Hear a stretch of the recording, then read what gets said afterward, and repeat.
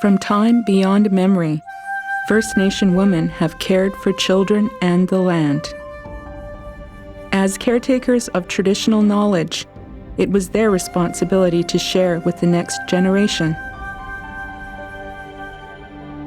Europeans brought suffering to many Aboriginal communities and disrupted a time-honored way of life. But the pivotal role Aboriginal women play in their communities endures. So too does the drive to reconcile the land title question, despite the fact that the government of British Columbia denied the existence of Aboriginal rights and title for more than 130 years. Today, we have a treaty process to finally resolve the land question and recognize Aboriginal rights. But while women are the backbone of their communities, their voices are often not being heard at the treaty table. So we went to 5 communities to ensure their challenges, hopes, and dreams were heard. Through their stories, we learn about the many different paths each woman and nation is taking on their journey to a treaty. By sharing their experiences, we too can find our own voice and vision for the future.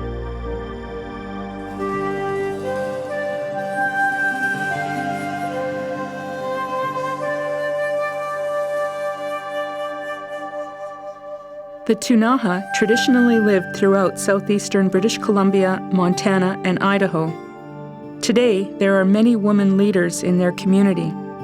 A group of them gathered in a talking circle to share their stories about a citizen-driven approach to treaty making at the new St. Eugene Mission Resort.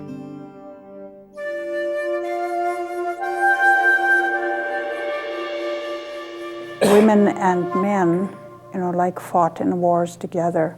There was no distinction. Years ago, it used to be the men, they used to be, doing all that stuff, and then somehow, why aren't they in there anymore? They don't have the drive the women have. They're stepping back and letting the women run things. Our politics was always led by the men. And now you see that that's almost, well, it hasn't changed totally, but there's a whole lot more involvement from women. The men are gone. As women, when something needs to be done, it is in our own natural instinct that you do it. If a child is hungry, you have to feed it. If it needs clean clothes, then you have to deal with that. You can't assume that somebody else is going to do that, and I think that it's that natural instinct to move in, and we needed leadership.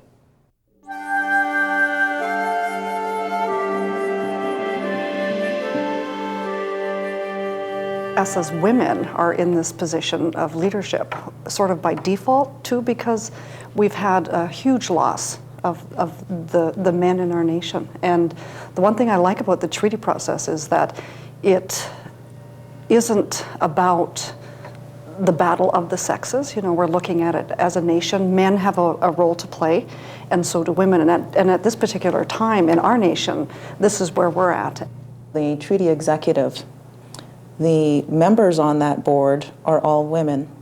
3 of the 5 chiefs of our nation are also women. The administrator of our organization, the Tribal Council, is a woman.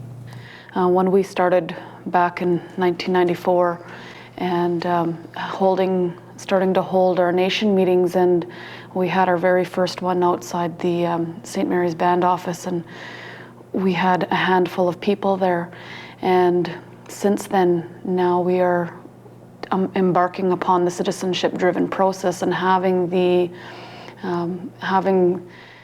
a whole hotel taken up by all of our citizens. As a young person, I really wasn't involved in a lot of things. I mean, I lived in the community and I played and had friends and all that kind of stuff, but it wasn't until my adult years that I actually went to a band meeting, for example, because it was nothing that my mom was really interested in. So it wasn't until then that I was involved in that whole area and began to realize that, holy smokes, there's a lot of things going on here.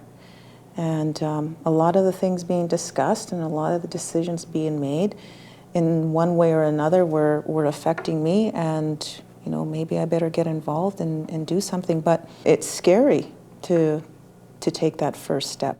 This process that we're going through, this treaty negotiation, is like an open invitation to all of our nation members to put in their advice and their opinions in how we should proceed through the negotiations. One of the biggest challenges that always comes up, and I think it's the mentality of the reserve, so to get people to think of us again as a nation and not just as a band.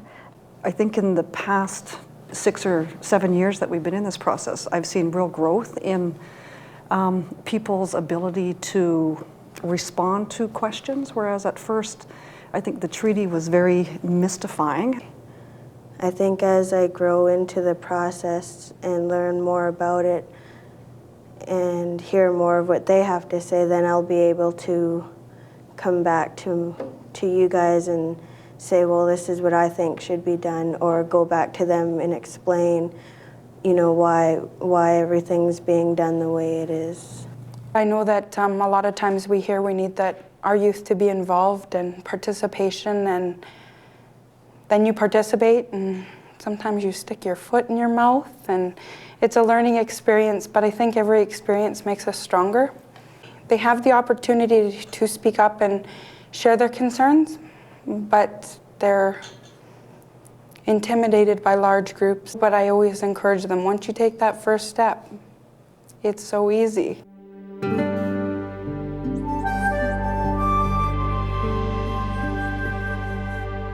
I've always wanted to be in a position to provide opportunities to our people, and then to let them run as far as they want with those opportunities, or turn their back on those opportunities if that's what they choose. But the important point here is that our people have the choice. There's just not enough money for the amount of people that want to return to school, and I think that that's a little bit of a barrier we have to work around, because we need people to gain the skills to do the jobs, yet the path to get there is difficult. The citizen-driven process has been the right choice for us, that we're seeing a lot of growth happening within our nation, and that because of the work that we're doing, it's bringing us together, making us aware of who we are, and in essence, it's nation building. I think that the St. Eugene development is an integral part of our continued growth as a nation. This development belongs to us, as Ktunaxa. This is our development. And why I say that that's really important is that up till now, every other development that has gone on Indian Reserve lands, and it's because of the way the legislation has been formed, is that it's always a developer coming onto the reserve and alienating a piece of land and putting their development in there.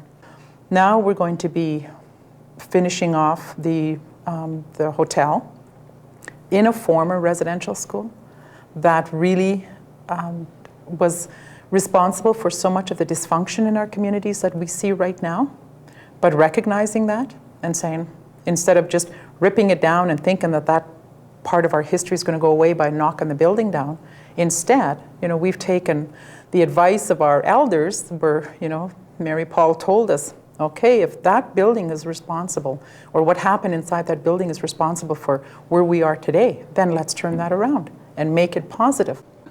What I envision in the future is that our values and principles will guide our government, rather than the way it is today, where Indian Affairs legislation is our government. It'll give us like the future self-government will come from within the community, and the decisions or the power will come from our own people, rather than from the outside group. I'm still learning in the process. But when I'm older and able to look back, I can say I was there. I grew into it. The fact that we may never negotiate a treaty successfully with the governments, we'll still have that work completed and a part of us. I often think of it as, like a child. You allow a child to fall and hurt themselves and things like that while they're learning how to walk. You don't say, okay, well, you're never going to fall again because I'm not going to allow you to do it. And that's kind of like what governments are trying to do to us. And it's that, let us make those mistakes. Let us grow with it. Let's all grow with it together. The Gitxsan territory is in northwestern British Columbia. They follow a traditional matrilineal system with members of more than 60 house groups belonging to one of 4 clans: Wolf, Frog, Fireweed, and Eagle. The Gitxsan women gathered at Hazelton to share their stories.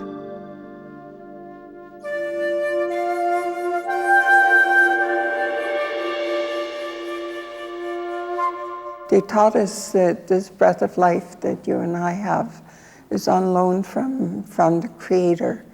And it's our responsibility to take care of this breath of life the best way that we know how. And in our struggle for our land claims, this issue has disappeared from our discussion table, unfortunately. But I think it's the foundation of everything that we have attempted to do in the Gitxsan Nation. There are approximately 60 houses that we have, and a house or a WILP is a family unit, which is made up of extended family members as well. And in each house, we have a hereditary chief. Which, when you translate it into English, it's saying you learn to talk to your spirit. And this, to me, was one of the really important points that all my grandmothers impressed upon me to get me ready to play the role of a chief. You used to find a spot where there are a lot of berries, usually a tree nearby, and they'd leave me alone for hours on end. It taught me how to listen to the sounds that are outside of me and learn how to internalize them. And for me, this has really been an important step in my development, both as a professional person and also as a chief. All of my learning took place by sitting back and watching how the matriarch in our family deals with everyday situations, with any conflicts or problems or concerns that any of the members have, and how you deal with that. Because we are a matrilineal society, that women have the power in terms of the wealth of a house. In my family, there are 10 girls. So can you imagine the wealth that's in our family? The learning that comes from my grandmother on both sides, on my mother's side and my father's side, is so important. And it's kind of like they're the roots of the tree, and my aunts are the branches, they all pull together. In the outside world, they think we don't live on the land or we don't use the resources, and they don't understand that the fee system is totally alive and that we still are maintaining the traditions of our grandparents and our ancestors and the values that we hold. The chief and councils that are elected every 2 years, that was part of the European system that was imposed upon us. And that in turn split up villages every 2 years. I don't want anyone to feel bad about our history, but they must acknowledge that it is the history and it is the truth. That's what we're speaking about when we talk about the residential schools and about the colonialism. It's the truth. It's where we come from.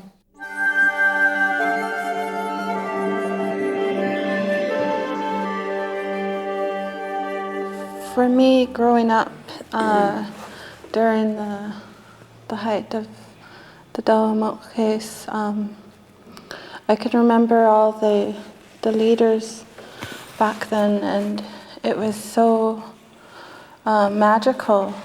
They fought so hard for what they believed in, and that's what we're here today fighting for. We're doing the same thing.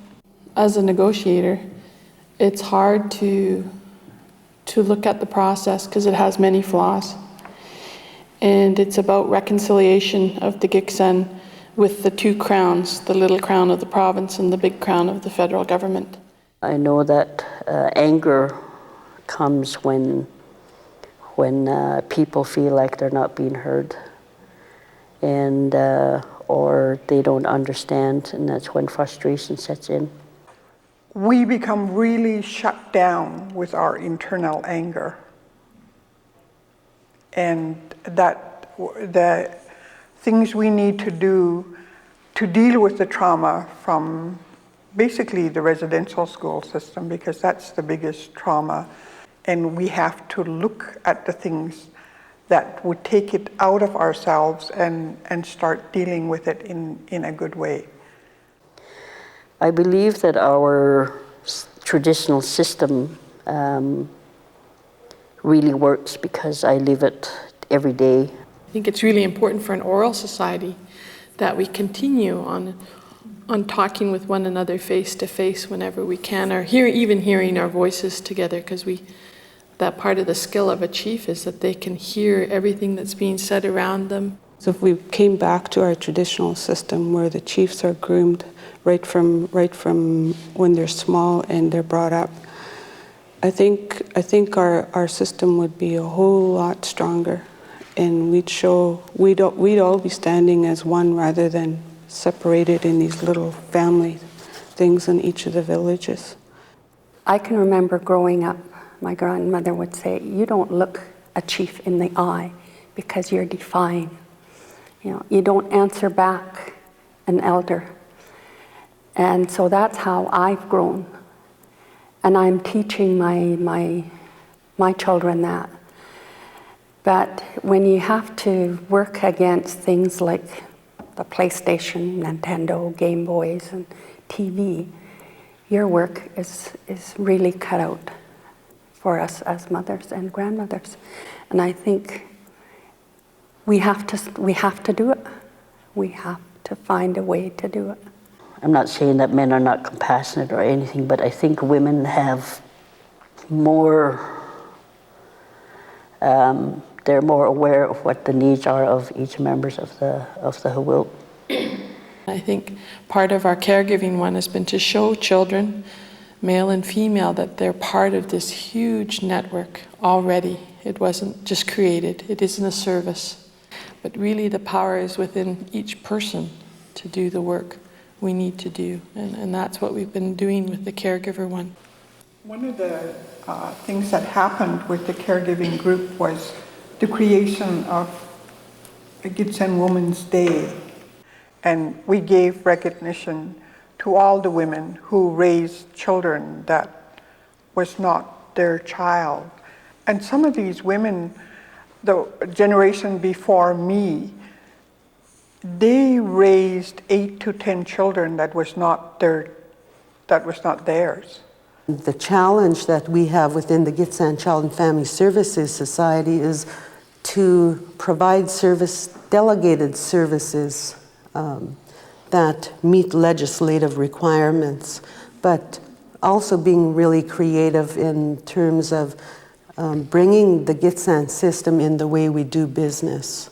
We were finally able to sign an agreement with Canada and BC to start assuming some responsibilities. And of course, it's progressive over a long period of time. One of my ultimate goals was to actually really incorporate our culture into the school systems and bring back our elders, because our elders are our teachers. We went and had a tally done on how many speakers we lose every year, and the average was about 14. And we all believe this because deaths come in droves. Eh? So we figured out if we lose 14 a year, we can almost pinpoint the time when our language will just fade away. Healing was a very important component of our lives. And I guess when we look at our history, people often ask me, where are the remnants of your hospitals? And I tell them, well, we had a philosophy about taking care of the 4 parts of your being, so you really didn't need to build a big structure to look after your well-being. We're also expected to be independent people, and that means using the skills that were given to you. You're also expected to be productive and resourceful, so that any hardship that comes into your life, you cope with it the best way that you know how. And one of the ways to accomplish that is to reach out to your extended family. Our social structure allows for that, which is very unique in the world.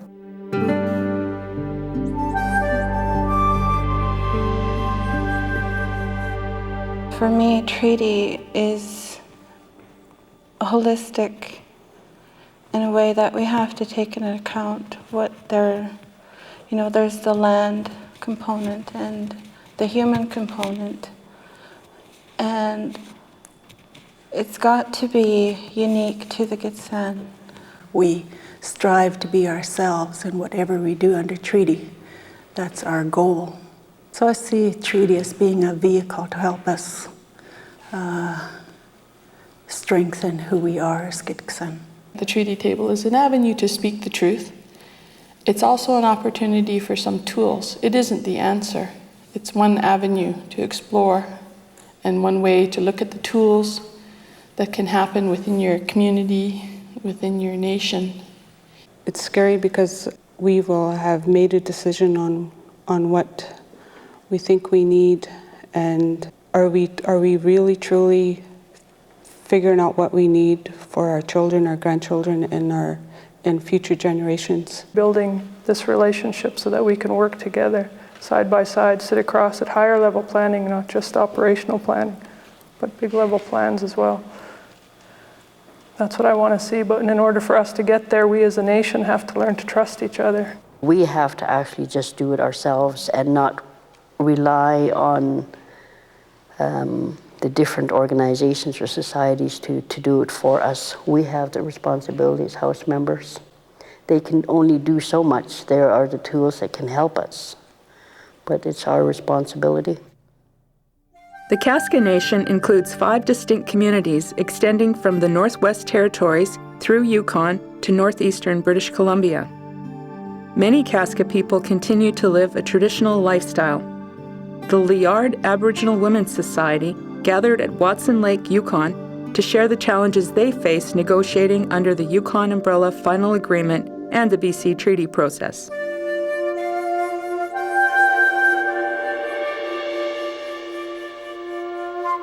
We're part of the land. That's who we are. Our language is important. Our values of being a Kaska First Nation is very important. The land is us, and one can't live without the other. And it's a spiritual thing. They ditched us down in Ross River. And our parents is way up the river. No road, no plane. Well, my dad's got a boat, but he thought they were going to bring us back home, but they didn't. So here we lost our whole community. We're still fighting to get our community back again in Pillibanks. You know, it's not very easy for us to lose all our land just for little piece here, little piece there, you know. I've been born in the bush, raised up in the bush. Then I've been taken away from the bush life that I love into a boarding school. When I came out of residential school, I drank over 20 years trying to get out of this body that was despised by the nuns and priests in residential school. They make me ashamed of being Indian. And it took me, I couldn't speak my language when I left residential school. When I came out, I didn't fit either in the Native community that I was ashamed of, and I didn't fit in the white community. I didn't fit anywhere. It just seemed like we just came out of residential school from a lot of regulations and stuff like that, and you can't travel the land you want to travel because you gave it up through a process. When I got married to my non-Native husband, I lost my rights as a Native person. I raised my children on my own, my husband and I, and we taught them how to trap, we taught them how to hunt and fish. Every time I talk about land claims to our people, our Casca people, I always explain to them what it's like to lose your rights. I live like a white person with no identity. So it took me a long time to finally beat my addiction to alcohol.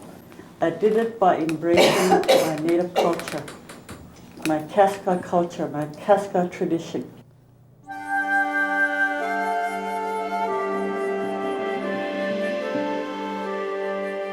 There is a lot of fear about land claims because a lot of people, like, we don't know what it involves. What kind of rights are we giving up? That creates fear in people. We've already been oppressed so long. We see people living in violence, we think it's normal. It's not normal. There's a problem and we need to let them know it and not to hide anymore, you know, hide what's happening in our families, share it with one another. Because we're losing too many people. I just feel really emotional too, because I feel that since I came back from school and back to this community, we have a lot of social issues in Watson Lake and within the Casca Nation that I feel that we have to resolve.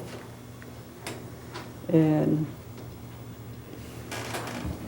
it's like the social issues are so overwhelming. Sometimes it's hard to focus because of a lot of stuff that's been happening in our community. They drink and they use drugs to numb the pain. And many of our people in our communities they're not confident. You're asking questions things we don't know about. So if you're judged and put down and you have a low self-esteem as it is, you're not going to vocalize there. People don't feel safe because if you have an opinion, when it's different from somebody else, you're judged. So the big question for leadership is, how do we provide that safety net so people can feel safe in expressing their opinions and not be criticized and judged and condemned in a community for that? As a Casca Indian woman, I feel that if we have more input into the land claims, express our opinion and have more say into policies and stuff, like, I think there'll be a lot of good changes here in this community. Through claims process, we've established two types of Casca, like BC and the Yukon. BC have their own BC treaty process, and in the Yukon we have what they call umbrella final agreement. So right there, they've separated our people. They've done it in such a language where only lawyers could understand. I'm against land claims because I don't feel it's going to benefit our people, our children. I truly believe that if more women would be involved, there would be community processes such as this.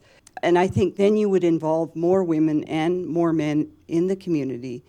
The process that they followed, it's very, very non-First Nation. The challenge with not having a claims agreement in place is that our lands continually get eroded. So all the valuable land, the sacred lands, the grave sites, the lands we hold deeply, becomes eroded. We recognize there are provisions within the umbrella final agreement that would definitely benefit the people. There's the economic chapters, that give you more control over your lands that you select. And there are other provisions that you can negotiate within the UFA for your language and for royalty sharing. The men truly believe that economic development and money is going to solve our problems. They kept telling everybody how much money we would have and how many jobs. And those of us who weren't for the land claim kept saying that that's just a false sense of security to all this money, because once that money's gone, what do you have? The women's goals are definitely more on language, culture, going back to our traditions, going back to who we are, and from that getting the strength to do other things, getting the strength to have healing, to then go on to get a job. We weighed that heavily against what it is that we're parting with compared to what we're getting, and recognizing that government has a history of not honoring treaties and land claims.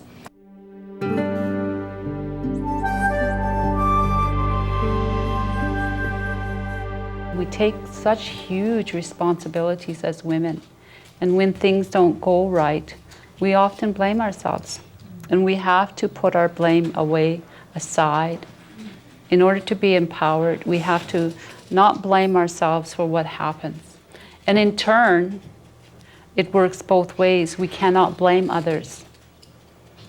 You cannot blame others for what's happening in your life, what's going on in your life. So if you put blame aside, you're going to create a space for happiness and growth. I know the message I would give to my children, it's education. You want to help your people, you have to have an education. It's hard sitting at the table negotiating for things that is rightful mine. Mm-hmm. And I want to leave my children not struggling all the time to be an Indian, to be proud of who they are. If they have more women involved, I'm sure they'll come up with a good settlement. I haven't been in a healing circle for a long time, and so it just feels good to be back here, to listen to my sisters. The Tsleil-Waututh's territory is in North Vancouver, British Columbia. Today, the people of this small Coast Salish community work hard to develop relationships with their neighbors and have several cooperative business ventures underway. They gathered at their new recreation facility to talk about the challenges they face trying to retain their cultural traditions on the doorstep of BC's largest city.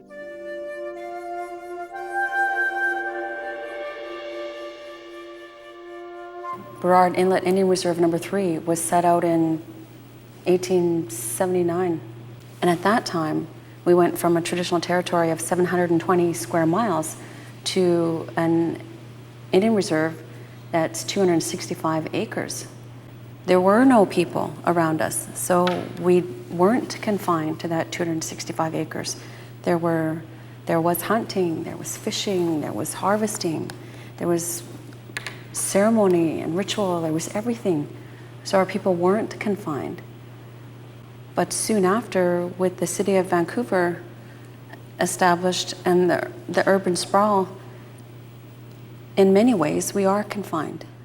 Myself, I never spoke the language when I went into school. I used to stay with my grandmother in the summertime, and she used to talk to me, when I was smaller.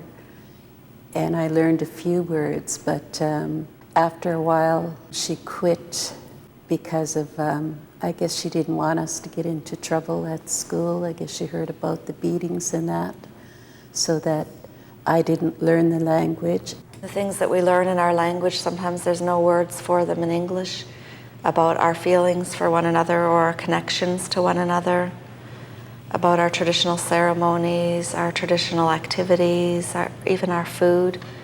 I feel that it's a huge loss to the community. Most generation that's lost most of the culture would be our children, because I experienced fishing, canning fish, and doing jam, smoking fish, cleaning fish. I know how to do all that stuff. Whereas in my oldest daughter, she doesn't have a clue how to do any of the traditional, like cleaning the fish, smoking the fish, which I had grown up with. Elders have said when the tide went out, the table was set. Everything came from the beach.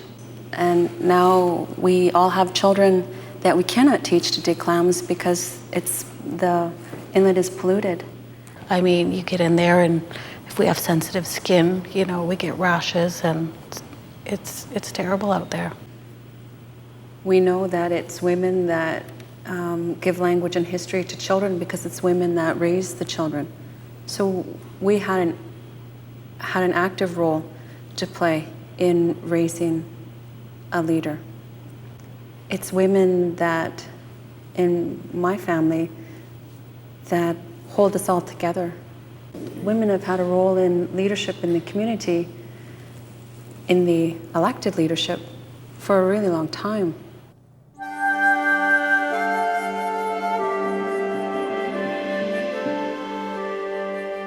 Living in poverty or lack of education, lack of self-esteem, all those things become so intertwined with us that it's hard for a lot of people, or people may think it's overwhelming to find that starting point. I think every one of us turned to alcohol, and now it's alcohol and drugs for our youth. I live right on one of the four corners, and probably a few nights a week there's youth drinking and doing drugs openly in the community. And you still hear about how there's so much discrimination and prejudice in the public schools. My son has been aggressively pursued to fight. Other young boys want to fight with him and they say, well, you're Indian, you must want to fight. You know, and my son won't fight because he really believes in his traditions and he won't hit someone else. When my girl was in kindergarten and they were learning alphabet, I was still for Indian, and they showed a prairie Indian with a feather headdress and war paint on by a teepee. And my daughter said to the teacher, you know, Mrs. Radford, our Indians don't look like that. Our Indians don't live in teepees. They live in longhouses, and in Indian, that's called late lam. We're going to find ways to empower our parents and to try and bring some new understanding to the schools our children attend. The things that I myself as a woman value, like health and education, those types of issues, I think quite often on a provincial level aren't a primary focus, or there isn't as much funding or energy or concern. I'm just so happy that we're getting our daycare in our own community where we can have someone come in with the youth and have us elders involved to see our kids grow and be strong and to be proud of who they are, speak their own language. We are transforming because now we're going to raise children that can say things in one of our languages, or maybe both of our languages. It can be different for our children that will attend the Early Childhood Education Center. We have actually 3 special needs children on this reserve. And then we have a few other children that are special needs too, that need like different levels of care and stuff, but they don't really have anything set up on reserves for special needs. We could really use a lot more money for the elders, for their different health challenges and things that they'll need to help make life easier for them. There is just very limited budgets for these things, which I would like to really see improved. A lot of our elders really do need a better health care plan, and as well as the younger children. There's when your inner city thing comes in, you have all fast food, junk foods galore. Like you go to the store, there's probably not one healthy thing in the store for them to buy except for water. The fish from the Fraser River, that's our food fishery. So that fish comes into the community and everybody gets fish, and that's a good thing. That's one traditional food that's available to our community, and everybody eats fish in the summer. At least get that staple in their diets. The men, they have all these big meetings, and they go out every reserve, and they go back to Ottawa, and oh, that's really nice. But then we don't know what's going on. All First Nations communities, I think, have the same kind of difficulties that we do in the lack of participation in the general meetings, and I think that's because that's not our process. Here on the west coast of British Columbia, we're all longhouse, big house people, and it isn't the top-down mentality that the structure that we get from Indian Affairs. Women have a legitimate place in power, not necessarily the behind the scenes, which we were really quite used to and really quite effective at. There's lots of ways to serve our people, and I think women recognize that. The girl power is young girls from the nation here who are ages 6 years to 14. It's a talking circle to check out how their day went. And if they had a bad day, then they can come talk to me after. But they like to tell their stories in the circle there, what happened to them. My parents taught me to not ever be ashamed of who I am. And as I got older, that also grew into a sense of responsibility to who I am and to my family. And I've had an increasing desire to live on my traditional territory, to come back and be an active part of the community. And I'm really excited to be here and to start doing that. The relationships with outside communities, we're fortunate in Tsleil-Waututh that we've recognized that we need those kinds of relationships, and we've built those relationships with District of North Vancouver, with third-party organizations like International Forest Products. We've created agreements that lay out how we're going to work with them. We also have partnerships with non-government organizations like EcoTrust Canada and Canadian Parks and Wilderness Society.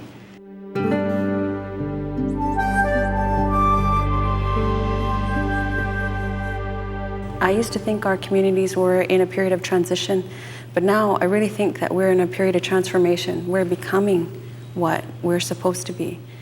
I feel that the treaty process in British Columbia for all the First Nations in British Columbia is extremely important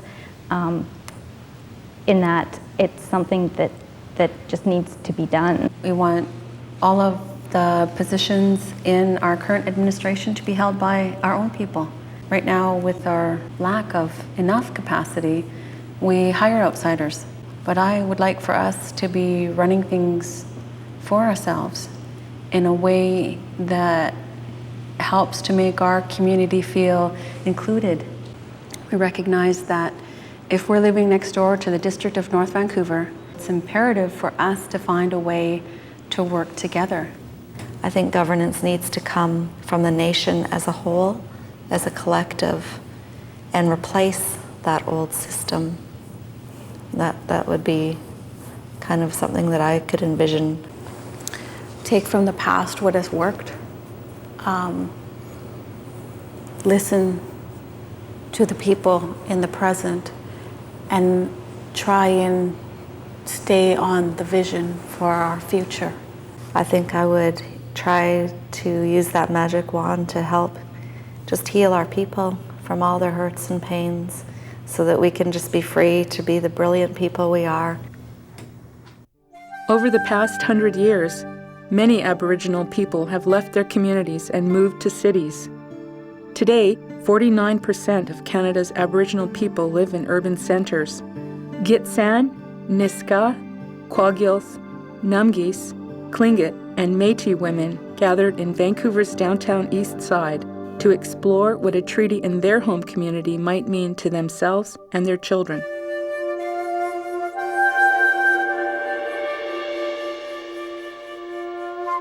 Ultimately, it's the Aboriginal identity that urban Aboriginal women face. They don't have that link, and it's a very, very strong link.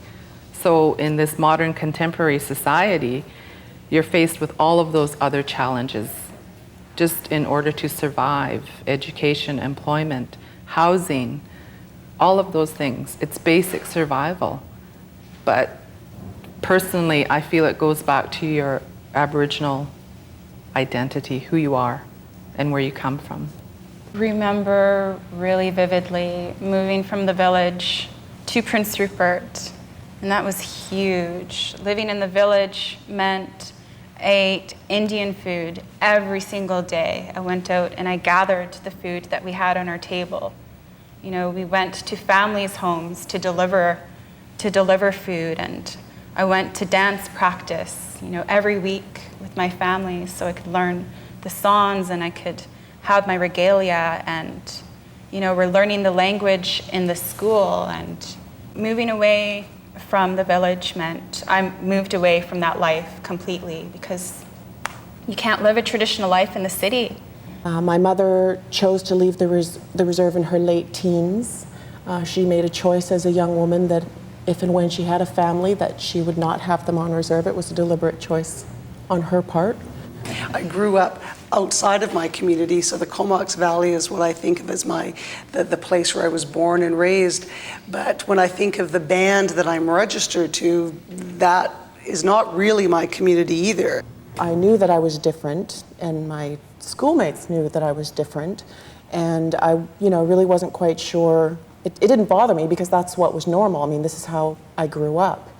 And it wasn't until I was in university that I really started to realize what I had missed out by not having had some time or grown up on my reserve. And I'm living in Vancouver Native housing, which is abominable to my family, because you should have your own house. And wherever you put your roots down is where you're most comfortable in sharing your skills. And for me, it's Vancouver. This is where my children have put down their roots.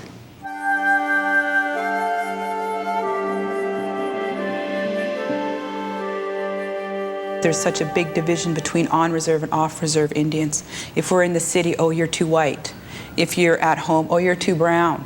That we ourselves fight against each other and classify each other in this quest for this authentic Indian kind of notion that we all have to live up to. That if somebody told me, well, how do you justify your university education? I mean, you're white now. You've only had white education. Well, yeah, I have formal education, but I have all this other informal education as well. And they said, well, you can't help in the struggle because you only have European education. I consider myself to be a very traditional woman, and it's a challenge for me not to live my culture on a daily basis. I'm in constant support with a good support group around me of women that have all faced the same violence and also being raised in an addicted family with lots of alcoholism. You know, my self-esteem wasn't very high since I was a young child. I think I finally started to learn, I knew what self-esteem meant at age 30. And that was a huge barrier for me to actually be able to go out, speak my voice, share my voice. And I'm glad today, though, I know that's a major issue, and that's why one of my main goals with the women in the downtown east side is to help to build their self-esteem, let them know what it is, let them know that they have a voice. You know, we're 50% of the population, so youth issues are community issues.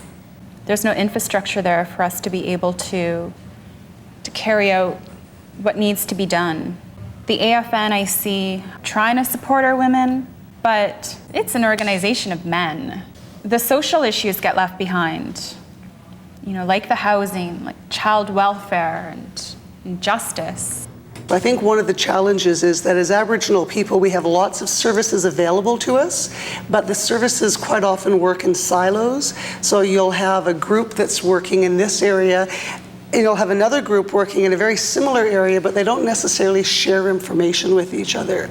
In my home community, there was a new revenue sharing agreement signed this week in the Gitxsan community, and I don't feel involved in it at all. It made me wonder about my disconnectedness, if that's a word, in the process. What my nation is talking about is they're asking us, well, how can we strengthen your voice? How can we support you organizing where you are? The biggest problem is they all have kids. They have no place to live. They don't have access to housing, so there's no stability. Even if they did have a place to live, there's no daycare.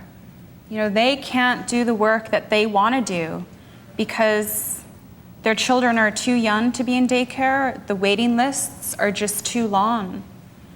So they're stuck. A lot of them end up going home and they get stuck there. They need to involve the youth because they're the ones that have to deal with whatever the agreement is. I'm a big advocate of mentorship, and I think that if there's more roles played like yours as a very educated, experienced, confident woman, you are partnering with organizations that can offer employment and can partner with the community to enrich both sides of the relationship. I think we have the challenge of not only being a role model for members of our own nations, but for being role models for the non-Aboriginal world. A lot of it, again, is that sharing of information and exposing myself to the non-Aboriginal world as well, and being proud of who I am and letting them know that I am a proud Aboriginal woman. You know, we need more women out there to advocate what we need because they're our voice. I actually feel I have an obligation to my community, that I owe them something. I feel like I have to go back and repay this debt that I have with them. And I'm being told, well, you are paying back. I'm involved in terms of the Nisga'a community within the Vancouver area. We have approximately 700 members registered with the society down here, and for that very reason, we had to establish a society once the treaty became treaty to address the needs of our membership down here. Just because there's a Nisga'a treaty, I mean, you still have the various social problems and economic problems that face all Aboriginal people. You know, our kids are left with whatever, if it's a crappy deal or if it's a brilliant deal, they're left with that.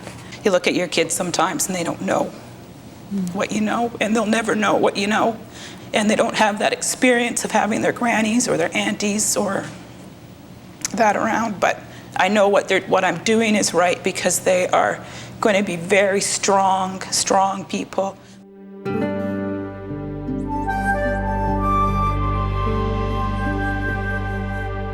Our Nisga'a treaty has given me a stronger sense of identity, and it's something that other people can recognize outside of the Nisga'a Nation, outside of our territory and outside of BC. Everywhere I go, people know who I am and where I come from. And that sense of identity, of not being Aboriginal, but of being Nisga'a, being Kwakiutl, does a lot more for my self-esteem. It's just a big responsibility. But other than that, I think the advantage of the city is very incredible.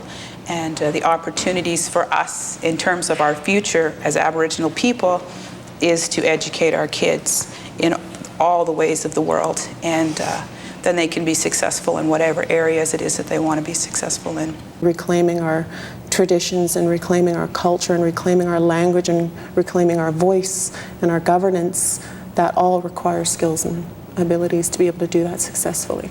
We need to develop partnerships with corporations so that we understand what career paths there are within various organizations. Keepers of the process need to help influence those people that make those policies and those decisions to ensure that our voices are heard. You know, like this talking circle, I think this is critical. This is an example of the kind of things that we do need.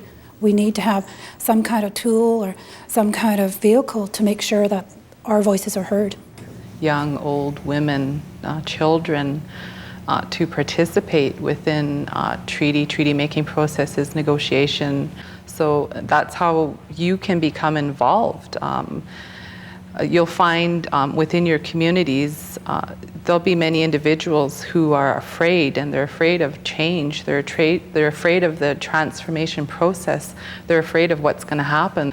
So one way to overcome those fears is to be involved. After being on the streets for many, many years, experiencing a life of drug dependency, at the ripe young age of 44 years old, changed her life. So for anyone who's listening and who is thinking that they don't have a role to play or that it's too late for them, it's actually never too late. My sister was able to become clean and sober, to go and now completing a master's degree in her 50s. They've got to be true to themselves, like you said, be honest with yourself, but also forgive yourself. So if you can forgive yourself, pick yourself up and move on, learn from those mistakes and know that that's all they are, was just mistakes. They're not the end of the world. I feel I have an obligation to my children to let them experience life in the community with the family and with the culture and with the food and the land. I want to go back. But like most of you, it's not the time, and I have a lot of patience.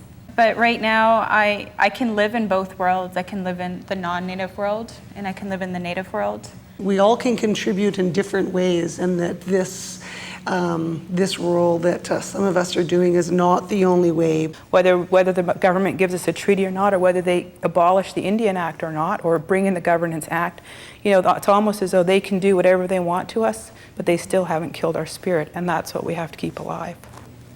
Having a treaty is finishing the fight that our grandfathers started in the first place.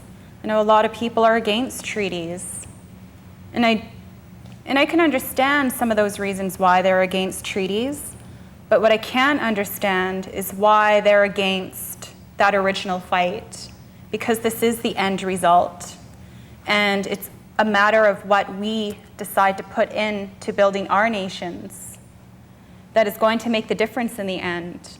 Complaining about it won't help. Getting involved will. Helping to service your community will help.